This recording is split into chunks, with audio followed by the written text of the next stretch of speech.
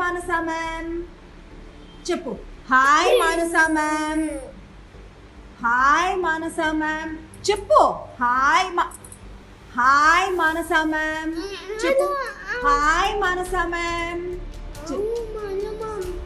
మళ్ళీ hi Isha ma'am. Hi. జయ రామ జయ జయ రామ శ్రీరామ జయ రామ జయ జయ రామ.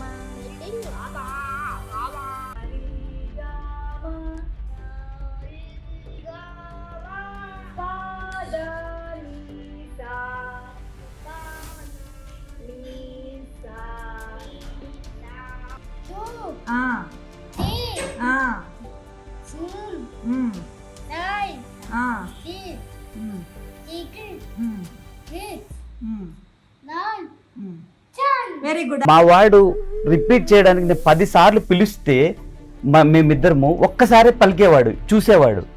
సో ఆ 15 days తర్వాత వాడు 1 timeకి మమ్మల్ని చూడడం స్టార్ట్ చేశాడు. నార్మల్ అవ్వడు మీ బాబు, మీరు ఎంత పంపించినా కూడా మేము ఇక్కడ చేస్తాం కానీ నార్మల్ అయితే అవ్వడు అని చెప్పారు వాళ్ళు. ఇది మాత్రం డ్రాస్టికల్ ఇంప్రూవ్మెంట్. నేను లైఫ్ లాంగ్ అట్లీస్ట్ నేను నా బ్రీత్ ఉన్నంత వరకు సార్ని అయితే మర్చిపోను డెఫినెట్గా. ఫస్ట్ రోజు వచ్చినప్పుడు సార్ మెడిసిన్ ఇచ్చి 1 month లో మాట్లాడతాడు అని చెప్పారనమాట. అప్పుడు కూడా మాకు అంటే 1 month లోనే మాట్లాడతాడు అంటే ఎంత మెడిసిన్ అంత తొందరగా పనిచేస్తుంది అనేది మాకు ఫస్ట్ చెప్పినప్పుడు డౌట్ అనిపించింది. కానీ వాడికి వేసిన తర్వాత నంబరు చెప్తే 1 week లోనే వాడు ఫ్రీగా మాట్లాడుతున్నాడు అనమాట. వాడికి తెలిసినవి చెప్పడం స్టార్ట్ చేశాడు. ఏదైనా మేము చెప్తే రిపీట్ చేస్తున్నాడు, వాడికి చెప్పాలనుకున్నవి చెప్పేస్తున్నాడు బయటికి. బాగా అసలు అంటే చాలా హ్యాపీగా ఫీల్ అయ్యాము. ఇప్పుడు 5 months అవుతుంది, మంచిగా వేస్తున్నాము. అన్ని రైమ్స్ కూడా చెప్తున్నాడు. 1 to 3 స్కూల్కి కూడా పంపిస్తున్నాము. ఇంకా థెరపీ కూడా స్టాప్ చేసేసి స్కూల్కి పంపిస్తున్నాము. స్కూల్లో మేడం అడిగినవి కూడా చెప్తున్నాడు.